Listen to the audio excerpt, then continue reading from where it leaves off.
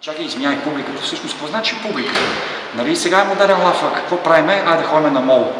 Това също е публика. Тя слуша един друг стил, да е. Ама не е малко. Публиката, първо има и икономически някакъв момент, това всичко не може да не се отразява.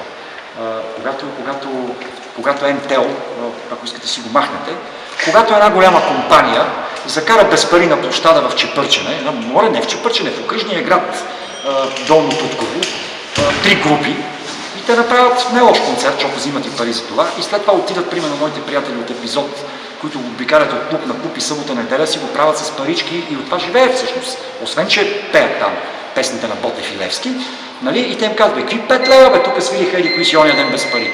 Така, това е публиката. Значи, коя публика? Публика има за всичко. И ако има едно нормално менажиране, или да го разширим дори божичко, да има това нещо да стане поне мъничък в нашите условия, бизнес, какъвто трябва да бъде, бизнес.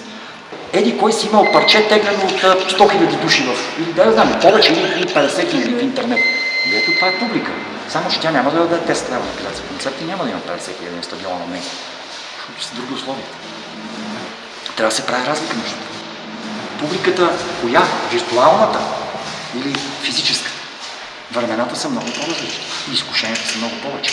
Комуникацията вече е просто един клик. Това развали нещата. Не отразяват нищо. Нищо не отразяват. Медиите не просто следват победителите.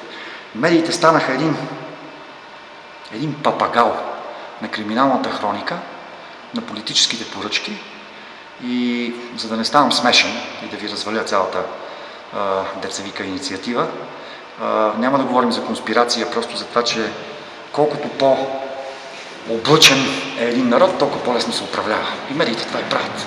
Не напразно, всъщност, свободни медии, независими медии, колко? 1, 2, 5, къде? Нали ме разбирате какво питам? Това е истината. Какви медии? Какъв род медии?